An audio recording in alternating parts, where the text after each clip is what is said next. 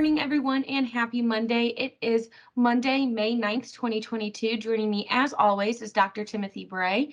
And Dr. Bray, go ahead and take it away with our dashboard today. Good morning, Danny. Today we want to talk a little bit about trends.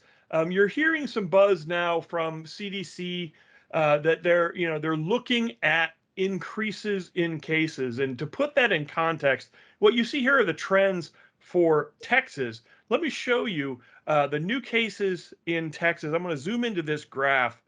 I think this is important context. So way back at the peak of Omicron, and we've got Collin County selected right now. Collin County was pulling about 2,200 cases a day. You can see here that we kind of went down, we're up and modulating up just ever so slightly, but we're still only talking about 100, 120 cases a day in a community of well over 1 million population. So when we consider what's going on here, yes, we are seeing increases. Nothing yet that would suggest we have a wild, out of control problem that we need to concern ourselves with. It is a reminder for everyone that we are still dealing with a live virus that is in our community. We are still seeing evolution in the virus over time. So we have BA1, BA2, now BA3 is starting to creep up. Nothing yet that suggests these are wildly different or dangerous enough to become variants of concern. So we need to stay vigilant.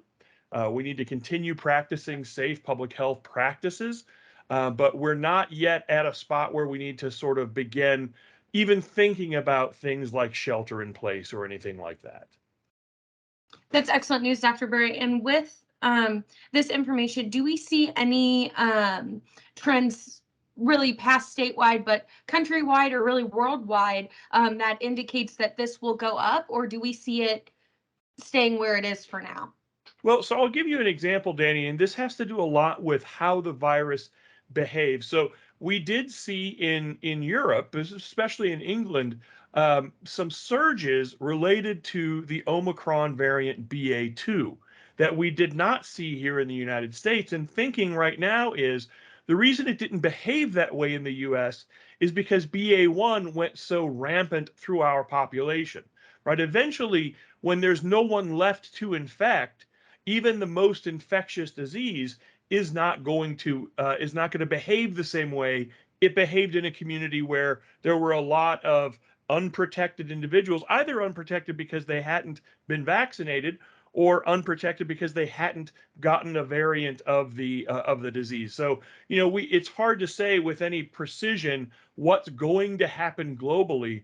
I know local thinking is we may see an uptick over the summer as we go into the school year. Now, the question becomes, is that uptick, is it something that's actionable, or is it more like the scale of what you're seeing on the dashboard right now, that there is an increase?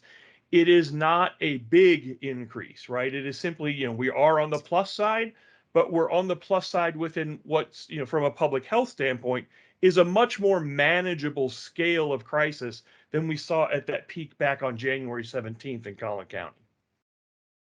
Well, thank you so much, Dr. Bray. That really helps me with context. We will see you not next week, but the week after. We're taking a week break. Have a good day, everyone. Thanks, Danny.